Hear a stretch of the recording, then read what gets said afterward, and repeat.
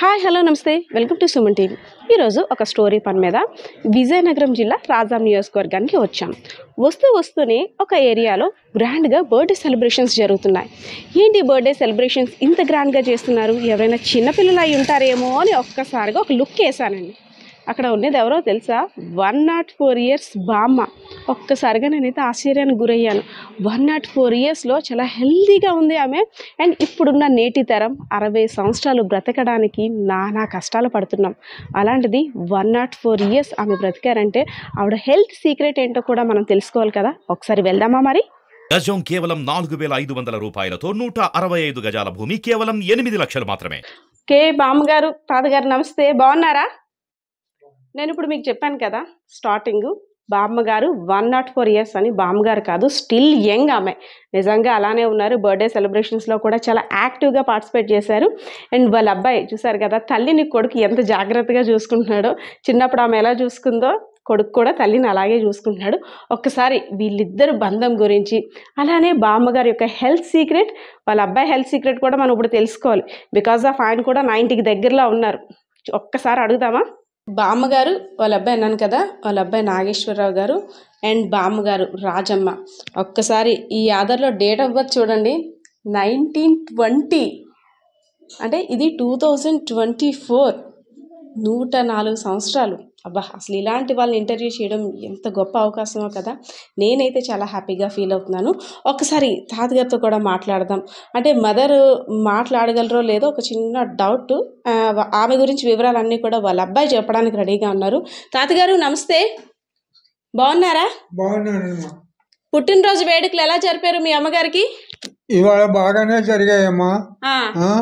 సుమారు 200 పైసలు వచ్చారు. తర్వాతను కోవిల్లో పూజ చేశారు, ఇంటి వద్ద పూజ చేశారు. చాలా చక్కగా జరిగింది. ఎన్నో బర్త్డే చేశారు ఇవాళ? ఎన్నో బర్త్డే చేశారు ఇవాళ? ఎన్నో పుట్టినరోజు చేశారు ఇవాళ? 104వ పుట్టినరోజు. మీ అమ్మగారి పేరేంటి సార్? మండా గుణరాజమ్మ. అమ్మగారు అంటే అప్పుడు ఏం చేసేవారు? మా అమ్మ థర్డ్ ఫారం చదువుకుందట. తర్వాతను మా నాన్నగారు నా చిన్నతనంలో పోయారు, నా 3వ సంవత్సరం వయసులో.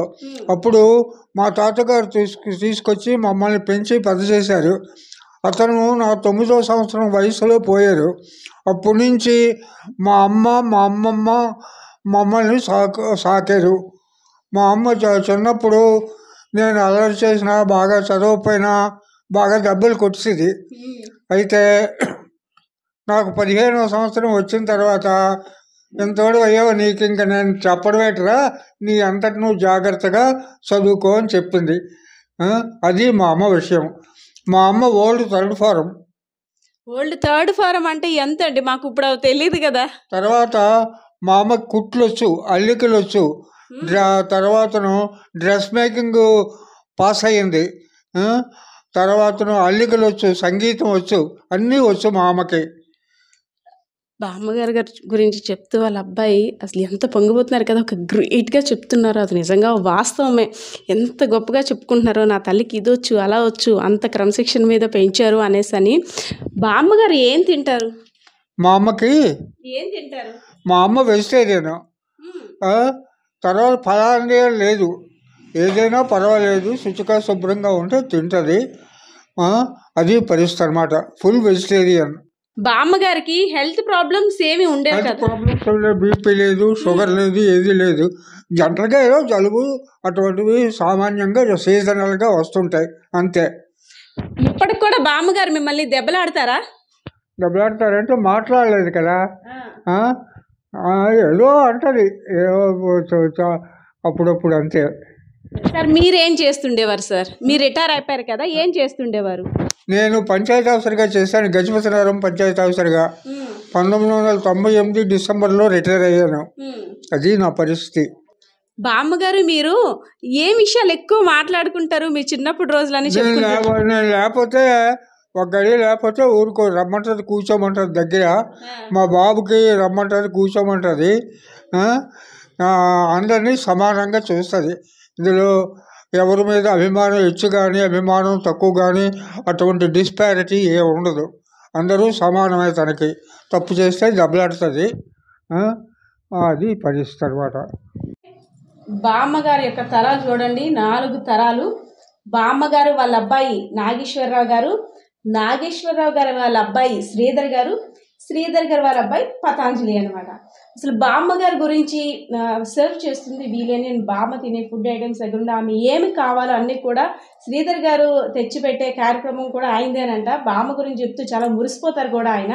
శ్రీధర్ గారు నమస్తే సార్. నమస్తే మేడం. సార్, అంటే ఇన్ని సంవత్సరాలు 104 సంవత్సరాల యొక్క బామ్మని ఇంటర్వ్యూ చేయడం మేము నిజంగా చాలా హ్యాపీగా ఫీల్ అవుతున్నాం. బామ్మ హెల్త్ సీక్రెట్ ఏంటో కూడా తెలుసుకోవాలని చాలా ఆసక్తికరంగా ఇక్కడికైతే వచ్చాము. అసలు ఏంటి సార్, బామ్మగారు ఫుడ్ ఏం తింటారు? ఫుడ్ ఏం తింటారంటే ఎక్కువ తినరనే చెప్పాలి మేడం. కడుపు నిండా ఫుల్గా ఎప్పుడూ తినరు. మొదటి నుంచి కూడాను మాకు పెట్టేసి ఏదైనా మిగిలితే తను తినేవారు. ప్యూర్ వెజిటేరియన్ తను. అంతేగాని ఏ పెడుతుంది టైం లేకుండా తినేయడం, టైం టు టైం తింటుంది. ఏం తిన్నా మితంగా ఆహారం తీసుకుంటారు, వెజిటేరియనే తీసుకుంటారు. అధికమైన బయట హోటల్ నుంచి తీసుకొచ్చిన ఎప్పుడూ తిందు. ఇంట్లో ఫుడ్ మాత్రమే తీసుకోవడం జరుగుతుంటుంది ఎప్పుడు. సార్, అంటే ఇప్పుడు జనరేషన్ని చూస్తున్నాము. మనం తింటున్న ఫుడ్కి అప్పుడు వాళ్ళు తింటున్న ఫుడ్కి చాలా తేడా ఉంది. అంటే మీరు చూస్తున్నారు మీ బామ్మగారిని దగ్గరుండి, అప్పటికి ఇప్పటికి ఏం తేడా వచ్చిందంటారు? అంటే వయసు కొంచెం పైపడిన తేడా మాత్రమే కనిపిస్తుంది, కానీ తను మానసికంగా మట్టుగానో ఇంకా యంగ్గానే ఉన్నారు. అయితే ఆరోగ్య సమస్యలు అంటూ తనకేం లేవండి. షుగరు, బీపీ కానీ ఏం లేదు. తన పని తనే చేసుకుంటారు. మాకైతే ఇబ్బంది ఏం కలిగించరు. తన స్నానం కానీ తన బట్ట కూడా తనే తడుపుకొని ఆరవేసుకుంటారు.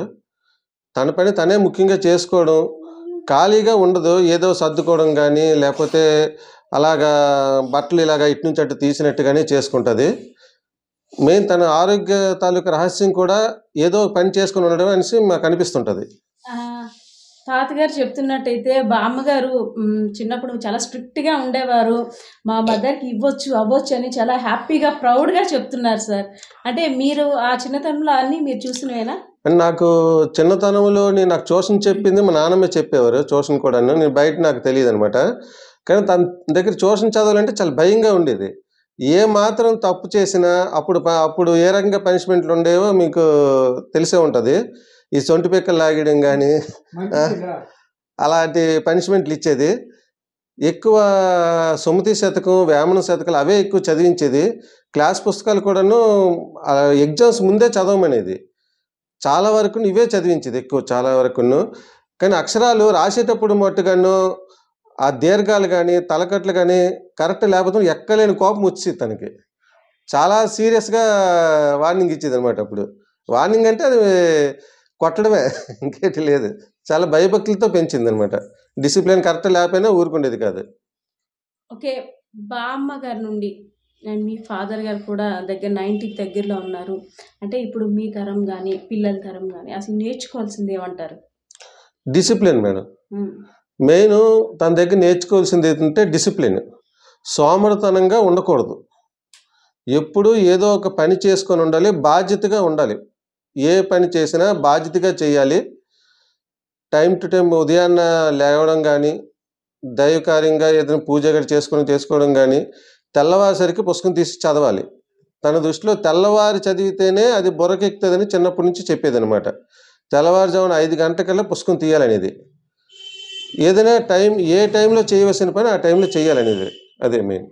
ఇప్పుడు ప్రస్తుత రోజుల్లో చూసుకున్నట్టయితే ఎప్పుడైతే వైఫ్ అండ్ హస్బెండ్ వేరు కాపురాలు పెడుతున్నారో వెంటనే అంటే ఏజ్డ్ పర్సన్స్ అందరినీ కూడా వృద్ధాశ్రమాలకి తరలించే ప్రక్రియ అయితే కూడా ఎక్కువైందనే చెప్పుకోవాలి. సో అలా లేకుండా మీరు చక్కగా మీరు మీ పిల్లలు అందరూ కూడా బామ్మని ఒక గాజు బొమ్మను చూసుకుంటున్నట్టుగా చూసుకుంటున్నారు.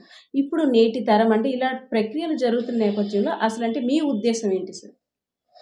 అంటే ప్రతి ఒక్కరు తల్లిదండ్రులను మట్టుగాను ఇంట్లోని మన దైవాన్ని ఎలా పూజిస్తామో అలాగే వాళ్ళని కూడా చూసుకోవాలి కొంత వయసు వచ్చిన తర్వాత. ఆ విషయంకి వచ్చేటప్పటికి భార్యల సహకారం ముఖ్యంగా ఉండాలండి. నాకైతే ఆ సమస్య లేదు. ఇప్పుడు నేను ఎలా చూసుకుంటానో మా భార్య కూడాను తన్ని అదే విధంగా చూసుకుంటుంది. నీ లేకపోయినా కూడా నీ లేని లోటు తను తీరుస్తుంది. ముఖ్యంగా అంటే బయట నుంచి వచ్చిన ఆడవాళ్ళ సహకారం ఉంటే మట్టుకన్నా ఎవరైనా వాళ్ళ తల్లిదండ్రులు కానీ వాళ్ళ నాన్నమ్మలు కానీ అమ్మమ్మలు కానీ చాలా జాగ్రత్తగా చూసుకోగలరు అని నా ఉద్దేశం. Thank you sir. ఓకే, నిజంగా శ్రీధర్ గారు చెప్పుకున్నట్టు ఇంట్లో వారి సహకారం ఉంటే నిజంగా ఇలాంటి వృద్ధులు వృద్ధాశ్రమానికి వెళ్ళే అవసరమే ఉండదు. చూస్తున్నారు కదా, కుటుంబ సభ్యులంతా కూడా ఎంత చక్కగా బామ్మనైతే మాత్రం చిన్న పిల్లలు చూసుకుంటున్నట్టుగా చూసుకుంటున్నారు. అండ్ బామ్మ తెలివితేటలు కూడా చాలా తెలివైందంట, తెలివితేటల్లో కూడా కొదవలేదంట. చిన్నప్పుడు బామ్మ ఎంత స్ట్రిక్టో వాళ్ళ మాటల్లోనే కూడా విన్నారు కదా. రీసెంట్గా ఇక్కడ ఈ నియోజకవర్గానికి సంబంధించి అతిపెద్ద వయసు గలవారు ఎవరైనా మొత్తం అంతా సర్వే చేస్తే మన బామ్మే ఫస్ట్ వచ్చారంట. అక్కడ కూడా సన్మానం అందుకున్నారు. సో బామ్మ మరిన్ని సెంచరీలు కొట్టాలని మనం కూడా ఆశిద్దాం. పరిస్థితి అయితే ఇది. కెమెరా పర్సన్ శ్రీనివాస్తో పద్మ, సుమన్ టీవీ, విజయనగరం.